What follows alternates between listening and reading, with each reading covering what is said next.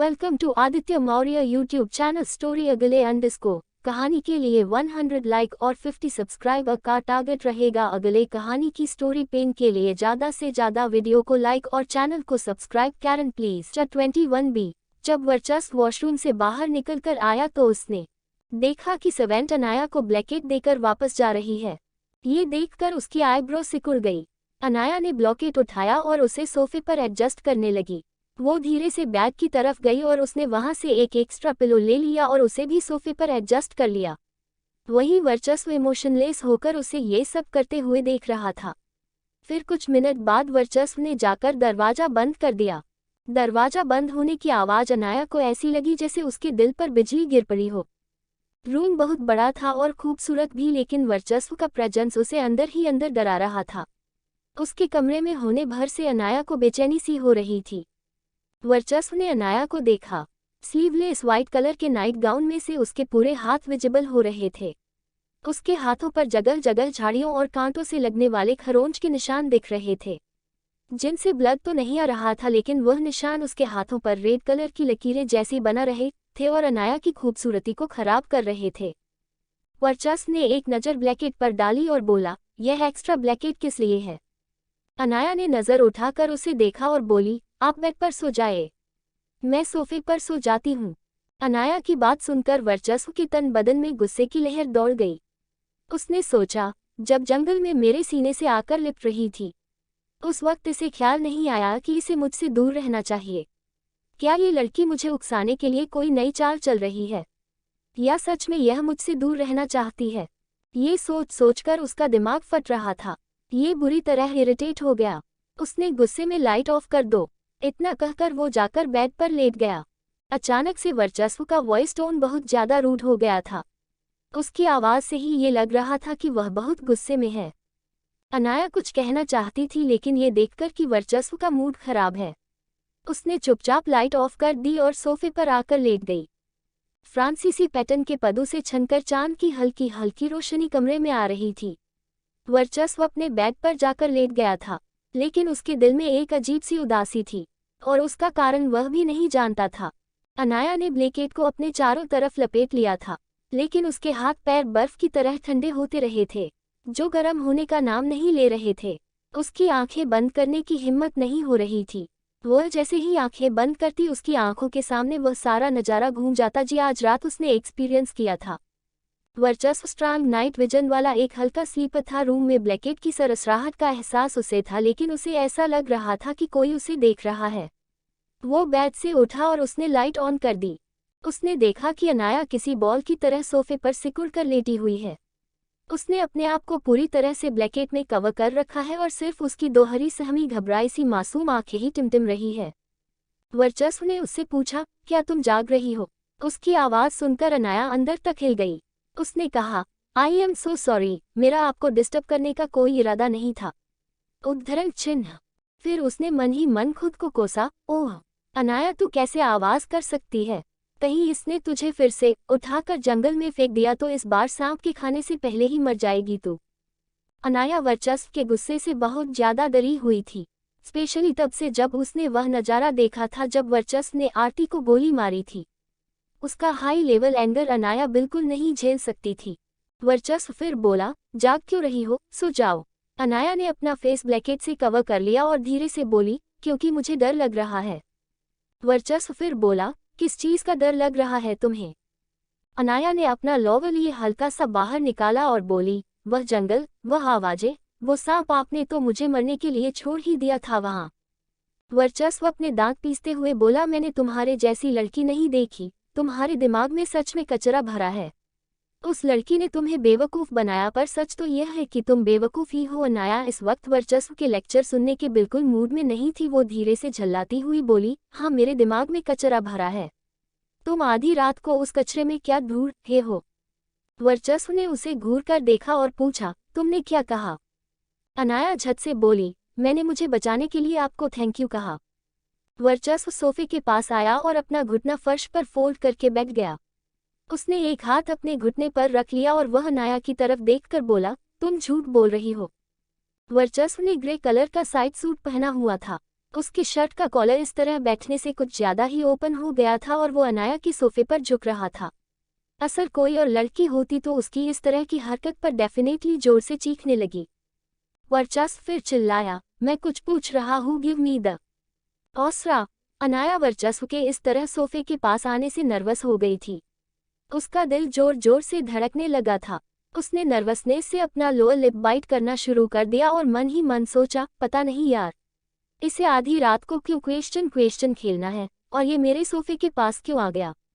जनाया ने कुछ सेकंड अपनी आंखें बंद करके एक गहरी सांस ली और बोली, युवराज, चाहे कुछ भी हुआ हो, लेकिन आज रात मुझे बचाने के लिए थैंक यू सो मच। मैं आपकी इस काइंडनेस को सारी जिंदगी याद रखूंगी। अपनी बात खत्म करने के बाद अनाया ने करवट बदली और लेट गई। वर्चस्व अब भी सोफे के पास ही था। आगे अनाया बोली, आप भी जाकर सो जाइए। मैं पूरी कोशिश करूंगी कि आपको बिल्कुल भी परेशानी न हो। वर्चस्व का और मन था कि वो अनाया पर अपना फ्रस्ट्रेशन निकाले। अनाया के इस तरह बात खत्म कर देने से उसका गुस्सा उसके सीने में ही दब गया था, जिसे वो चाहकर भी बाहर नहीं निकाल पा रहा था। यो यहाँ से उठा और बड़बड़ाया, इंडिया। अनाया ने अपनी आंखें गोल गोल घुमाए और ब्लैकेट के अंदर से ही वर्चस्व को मुंह चिढ़ाया। वर्चस्व बेड पर जाकर लेट गया और बोला, तुम्हें मारने के लिए मुझे इतना तामझाम करने की जरूरत नहीं थी। अगर मैं तुम्हें मारना चाहता तो तुम्हारे लिए मेरी गन की एक बुलेट ही काफी थी। उसकी बात सुनकर कुछ सेकंड के बाद अनाया उठकर बैठ गई। उसने सोचा, अगर सच में वर्चस्व उसे मारना चाहता तो वह इतनी रात को उसे कभी भी बचाकर नहीं लाता। भले ही कुछ भी हो, बट नताशा ने ही झूठ बोला था।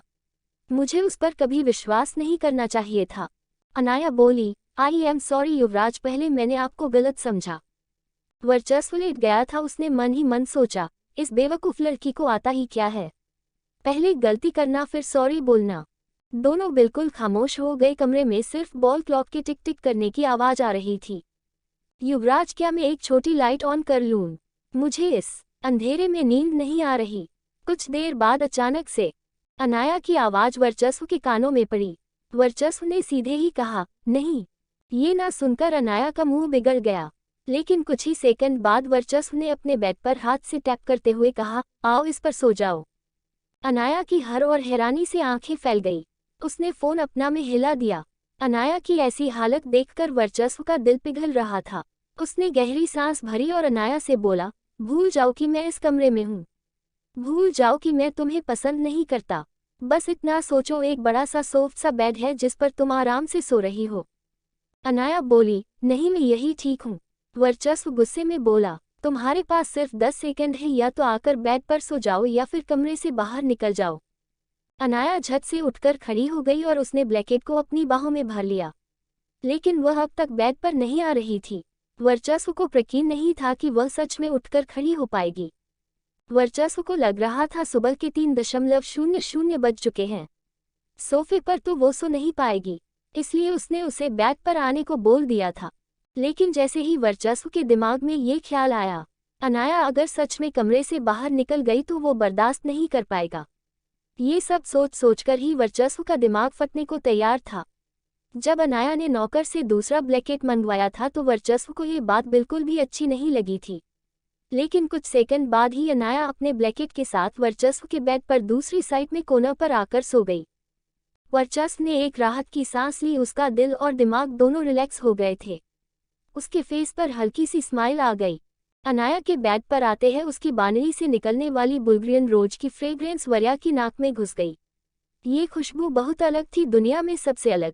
अनाया ने ब्लैकेट को चारों तरफ से दबा लिया था और वह बेड पर किसी छोटी सी पोटली की तरह नजर आ रही थी। लाइट ऑफ करते ही कमरे में फिर से अंधेरा हो गया। अनाया वर्चस्व के बेड पर उससे 2 लोगों की जितनी दूरी बनाकर सोई हुई थी। बेड पर आते ही अकाली तरीके से गायब हो गया। ये बात और थी कि उस डर की जगह पर अनाया के दिल में किसी और ही रेशन में से ली थी। वर्चस्व का वर बहुत को था, लेकिन उसकी बॉडी से निकलने वाली हीट को अनाया इतनी दूर से भी फील कर रही थी। अनाया कब सो गई उसे खुद को पता नहीं चला। अनाया नींद में थी और उसकी सांसें भी गहरी होती जा रही थी। वर्चस्व अपनी पीठ के बल लेटा हुआ था, लेकिन उसे नींद नहीं आ रही थी। उसने करवट ली और अनाया को देखने लगा। उसके दिमाग में बार बार उसके डरे हुए चेहरे का पिक्चर बन रहा था। उसने अनाया के चेहरे को देखा। नींद में भी उसके फेस पर आज जो कुछ भी हुआ उसकी शिकन दिखाई दे रही थी। उसका फेस बहुत क्यूट था।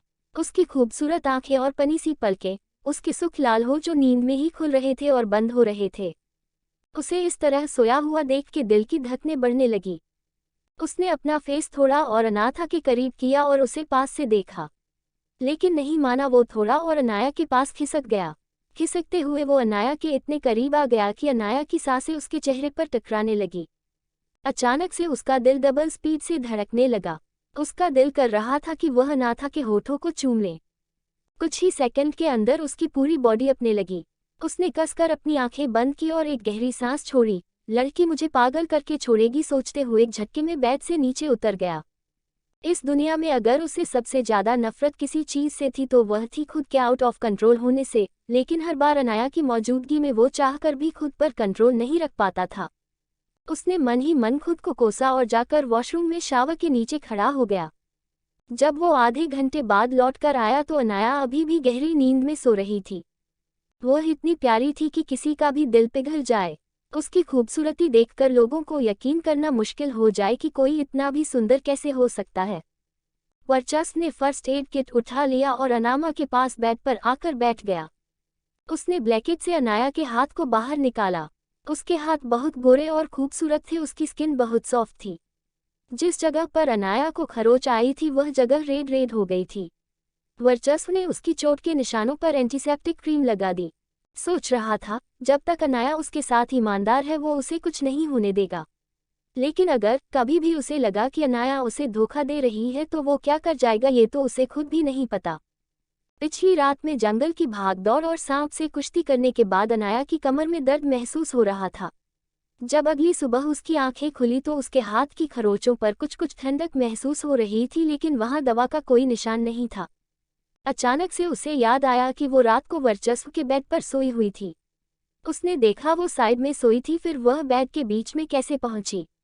उसने देखा कि वर्चस्व बेड पर नहीं था। अनाया का लॉजिकल माइंड उसे बहुत ज्यादा डराने लगा। उसका बॉडी एंड बैंडपन, उसका बैंड के बीच में आ जाना, वर्चस्व का बैंड पर न होना, सारे डॉट्स कनेक्ट करके अनाया का फेस लाल होने लगा। उसने अपना मुंह ढक लिया और खुद को ही समझाया, स्टॉप इट अनाया, ये फालतू की लॉजिक लगाना बंद कर। वो उठकर बैठ गई और उसने अपनी बॉडी से ब्लैंकेट को हटाया। उसने अपने कपड़ों पर नजर डाली। उसने अपने आप को और अपने कपड़ों को देखा, लेकिन सब कुछ ठीक ठाक था। उसने आंखें बंद करके भगवान को थैंक यू बोला। वो राहत की सांस भी नहीं ले पाई कि उसके कानों में वही जानी पहचानी एरोगेट सी आवाज आई, मुझे तुम्हारी बॉडी में कोई इंटरेस्ट नहीं है, समझी। उसने आवाज के डायरेक्शन में देखा। वर्चस्व पूरी तरह से तैयार था। उसने ब्लू कलर का 3 पीस बिजनेस सूट पहना हुआ था। उसके फेस पर हमेशा की तरह सक्सेसफुल बिजनेसमैन वाला वही एरोगेट एटीट्यूड मौजूद था। उसकी लेफ्ट हैंड पर महंगी ब्रांडेड वॉच और उसके परफ्यूम की स्ट्रॉन्ग फ्रेग्रेंस उसके लुक में 4 चांद लगा रहे थे। अनाया कुछ सेकंड तक उसे देखती ही रही। रात में जो इंसान इस कमरे में उसके साथ था वो बिल्कुल वैसा नहीं था। जिस इंसान ने उसका मुंह बुलाया, जिस इंसान ने उसे अपने साथ बेड पर सुलाया, वो तो कोई और ही था। हाँ, ये सच है कि लड़के भरोसे के लायक नहीं होते, लेकिन फिर भी अनाया अपनी ही हरकत पर थोड़ा शर्मिंदगी महसूस कर रही थी। फिर भी वो धीमी आवाज में बोली, मैं सिर्फ एक बॉडी नहीं हूँ। आखिर वर्चस्व कैसे डील करेगा अपने इमोशन से? अनाया समझेगी वर्चस्व के दिल का हाल या बनाएगी उससे दूरियां? 22 प्यार करने का हक़। हाँ, ये सच है कि लड़के भरोसे के लायक नहीं होते, लेकिन फिर भी अनाया अपनी इस हरकत पर थोड़ा एम्बेरस भी फील कर रही थी। फिर भी वो धीमी आवाज में बोली, मैं सिर्फ एक बॉडी नहीं हूँ। वर्चस्व अपने फोन में कुछ नोटिफिकेशन चेक कर रहा था। अनाया की बात सुनकर उसकी आईब्रो अचानक से सिकुड़ गई। उसने पलटकर बैग की तरफ देखा, लेकिन तब तक अनाया उठकर वॉशरूम में चली गई थी। वर्चस्व को सिर्फ वॉशरूम का दरवाजा बंद होने की आवाज आई। अनाया के वर्ड्स उनके दिमाग में घूमने लगे। शायद उसके छोटे से सेंटेंस का बहुत बड़ा मीनिंग था। कुछ देर अनाया के कहे शब्दों को मन में दोहराता रहा, फिर उसके फेस पर बड़ी सी स्माइल आ गई। उसने अपना मोबाइल पॉकेट में डाला और रूम से बाहर निकल गया। कमरे से बाहर निकलते ही उसने अपने फेस पर अपना सिल्वर का मास्क पहन लिया था। बरखा अनाया के लिए कपड़े लेकर आई थी। ब्लू कलर का लॉन्ग गाउन था जिस पर ट्यूलिप फ्लावर के प्रिंट बने हुए थे। बीच बीच में ब्लू एंड व्हाइट कलर के स्टोन भी लगे हुए थे। अनाथा रेडी होकर बाहर निकली तो वह बहुत खूबसूरत लग रही थी। बरखा अनाया को हॉल में लेकर आ गई थी। अनाया ने देखा वहां पहले से ही सब लोग मौजूद थे। सोफे पर अनंत प्रताप और राजीव बैठे हुए थे। नताशा वैभव के बगल में बैठी हुई थी, वही वर्चस्व काउच पर अकेला बैठकर अपने फोन से खेल रहा था। उसने अपने फेस पर मास्क लगा रखा था। उसे देखकर अनाया के दिल में ख्याल आया, ये अपना चेहरा सबसे छुपाता क्यों है? पूरी रॉयल फैमिली में कोई भी ऐसा नहीं है जो उसके सामने खड़ा हो सके। तभी उसके कानों में नताशा की प्यारी सी आवाज पड़ी, अनाया तुम बहुत खूबसूरत लग रही हो, देखो तुम्हारा ड्रेस युवराज के कपड़ों के साथ मैच कर रहा है। किसने सोचा था थोड़े दिनों की शादी में ही तुम दोनों फैमिली के सबसे रोमांटिक कपल बन जाओगे। आखिरी बात उसने वर्चस्व की तरफ देखकर उसे छेड़ते हुए कही। वर्चस्व को हमेशा डार्क कलर पसंद थे, लेकिन उसने ये कभी नहीं सोचा था कि उसके और अनाया के कपड़े कोइंसिडेंटली एक जैसे हो जाएंगे। उसने अपनी नज़र उठाकर अनाया को देखा और फिर उसे देखता ही रह गया। वो खूबसूरत लग रही थी, बहुत। वर्चस्व ने कपड़ों के बारे में कभी सोचा नहीं था, लेकिन दोनों देखने पर सच में एक रोमांटिक कपल की तरह नजर आ रहे। अनाया ने नज़र उठाकर वर्चस्व की तरफ देखा, जो सब उसे ही देख रहा था। उससे नज़र मिलते ही उसने फौरन घबराकर अपनी नज़रें नीची कर लीं। अनाया की हरकत पर मास्क के अंदर ही वर्चस्व के फेस पर प्यारी सी स्माइल आ गई। अनाया ने फील किया कि वर्चस्व कंटिन्यू उसे ही देख रहा है, तो वो थोड़ा अनकंफर्टेबल हो रही थी। उन दोनों की मैचिंग ड्रेस देखकर वैभव ने गुस्से से अपनी मुठियां भींच ली। उसने नताशा की बात को नोटिस किया, उसका कहना सही था।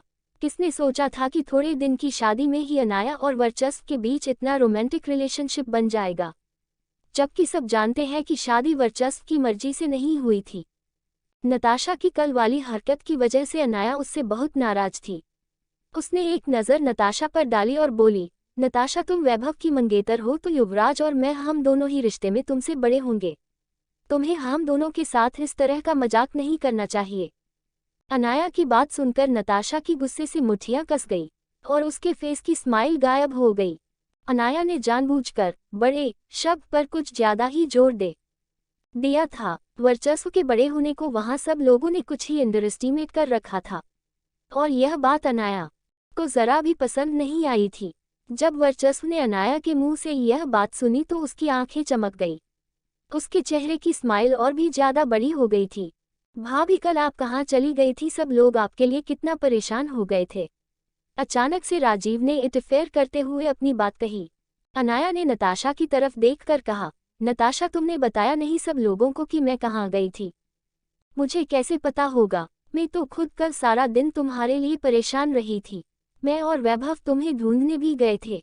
तुम इतनी केयरलेस कैसे हो सकती हो अनाया? तुमने कल सबको परेशान कर दिया।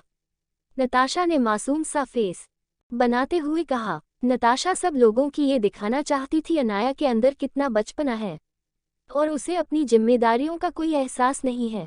नताशा की बात सुनकर सब लोग अनाया को देखने लगे। अनाया की गुस्से से मुठ्ठियां कस गई। वो नताशा की आंखों में देखते हुए बोली, नताशा क्या कल तुमने मुझसे नहीं कहा था कि युवराज मेरा पैलेस के वेस्ट डायरेक्शन में वेट कर रहे हैं? तुम्हारे कहने पर ही मैं वहां गई थी। नताशा ने अनाया की तरफ मासूम सी सूरत बनाते हुए कहा, मैं वैभव की फियांसे हूं अनाया। युवराज का मैसेज तुम तक पहुंचाना मेरा काम नहीं है, और जब तुमने युवराज से पूछा होगा तो उन्होंने मना कर दिया होगा ना कि उन्होंने मुझे कोई भी मैसेज देने के लिए नहीं कहा था। उद्धरण चिन्ह। नताशा की बात सुनकर अनाया का हैरानी से मुंह खुला का खुला रह गया। नताशा फिर बोली, क्या तुम्हें मेरे और वैभव के रिश्ते से प्रॉब्लम है? क्यों इस तरह की बातें करके हम दोनों के बीच में गलतफहमी पैदा करना चाहती हो?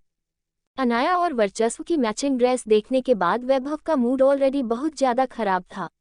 उसने नताशा की बात सुनी तो वो भड़कते हुए बोला, अनाया हम दोनों के रिलेशन से जलना बंद करो, और हम दोनों के बीच मिसअंडरस्टैंडिंग क्रिएट करने की तुम्हारी हिम्मत कैसे हुई? जब अनाया ने वैभव की मुंह से ये सब सुना तो उसे यकीन नहीं हुआ कि वो उससे इस तरह की बात भी कर सकता है। उसे नताशा से तो ऐसी उम्मीद थी, लेकिन उसने वैभव से इस तरह की उम्मीद कभी नहीं की थी। वैभव का ऐसा रिएक्शन अनाया को बहुत ज्यादा हर्ट कर गया था। ओए, अपनी वाइफ को कंट्रोल में रखो वर्चस्व। वो पहली बार फैमिली में आई है और आते ही उसने हर किसी को परेशान करना शुरू कर दिया। नताशा इस घर की होने वाली बहू है, उसे नताशा पर इस तरह के घटिया इल्जाम लगाने का कोई हक नहीं है। इससे पहले कि अनाया कुछ भी रिएक्ट कर पाती, अनंत प्रताप की तेज आवाज पूरे हॉल में गूंज गई। अनंत प्रताप को फाइनली वर्चस्व को नीचा दिखाने का मौका मिल गया था। और वह इसे अपने हाथ से कैसे जाने देता। अनाया बीच में बोली, कल जो कुछ भी हुआ वह सब मेरी जिम्मेदारी थी। इससे युवराज का कोई लेना देना नहीं है। आखिर वर्चस्व ने उसकी जान बचाई थी और अनाया उसका एहसान भी मानती थी। उसकी वजह से अनंत प्रताप का वर्चस्व को नीचा दिखाना अनाया को जरा भी अच्छा नहीं लगा। अनाया की बात सुनकर वर्चस्व ने अपनी आईब्रो उठाते हुए हैरानी से अनाया को देखा। उसे यकीन नहीं हो रहा था कि यह वही लड़की है जो कल डरी सहमी सी उसके कमरे में थी। जो लड़की कल डर के मारे ठीक से सो भी नहीं पा रही थी, आज सबके सामने खड़े होकर उसके पापा को उनकी बातों का जवाब दे रही है। अनाया की बात का अनंत प्रताप को ऐसा सदमा लगा, उसे डी नहीं हो रहा था कि सबके सामने अनाया इस तरह से बोलेगी। मैं तुमसे उम्र में बड़ा हूँ, इस तरह मुझसे बात करने की तुम्हारी हिम्मत कैसे हुई? अनंत प्रताप चीखते हुए बोला और उसने सामने पड़े थी टेबल को एक जोरदार लात मार दी। टेबल ग्लास का था, सामने की दीवार से जाकर टकराया और भरभरा कर फर्श पर गिर पड़ा। ये सब देखकर अनाया बुरी तरह से डर गई। कुछ सेकंड के लिए तो उसे ऐसा लगा जैसे उसके दिल ने धड़कना ही बंद कर दिया हो। उसने एक एक करके सबकी साइड देखा, लेकिन किसी ने भी उसे सपोर्ट करने की कोशिश नहीं की। यहाँ तक कि वर्चस्व भी आराम से सोफे पर पसर कर बैठा रहा। ये सब देखकर अनाया ने एक गहरी सांस भरी और फिर बोली, अगर यहाँ बड़े होने की ही बात की जा रही है तो अभी थोड़ी देर पहले वैभव ने जिस तरह से मुझसे बात की वो क्या था? अनाया ने वैभव की तरफ देखा जो उसी को घूर रहा था। अनाया फिर बोली, अगर आप फिर भी पूछताछ करना चाहते हैं तो मेरी बहन से करें, हो सकता है आपको कुछ सही जानकारी मिल जाए। अनाया की बात सुनकर अनंत प्रताप का गुस्से से खून खौल, वो वर्चस्व से तो पहले ही परेशान था, अनाया भी उसी के अंदाज में बोल रही थी। वे चीखते हुए बोला, तुम्हें किसने हक दिया मेरे सामने खड़े होकर बोलने का? तुम्हारी हैसियत क्या है रॉयल फैमिली में? उसने दरवाजे पर खड़े नौकरों को इशारा करते हुए कहा, कोई इस बदतमीज लड़की को उठाकर बाहर फेंको।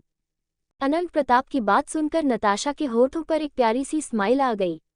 उसने अनाया के चेहरे को देखा जो गुस्से और बेइज्जती से लाल हो रहा था, लेकिन उसकी स्माइल उसके फेस पर ज्यादा देर तक नहीं रह पाए और वहां वर्चस्व की शांत सी आवाज गूंजी, अनाया मेरी वाइफ है और मैं सच में ये जानना चाहता हूँ कि मेरे होते हुए यहाँ किसमें इतनी हिम्मत है जो उसे पहले से बाहर निकाल दे। वर्चस्व बिल्कुल शांत बैठा था। उसने सोफे के आर्म रेस्ट से अपना कथा टिका रखा था और अपने एक पैर पर दूसरा पैर चढ़ाया हुआ था।